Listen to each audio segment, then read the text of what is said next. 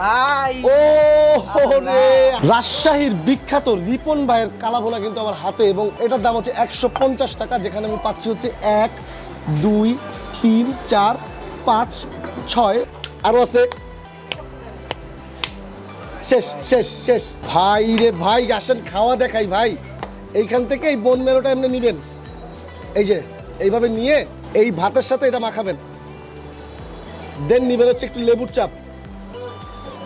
এই দেখেন লেবু নিয়ে নিলাম, এই আবার মাখাইলাম দোস্ত, নিয়ে এই নিয়ে এবার জাস্ট আপনি খাবেন।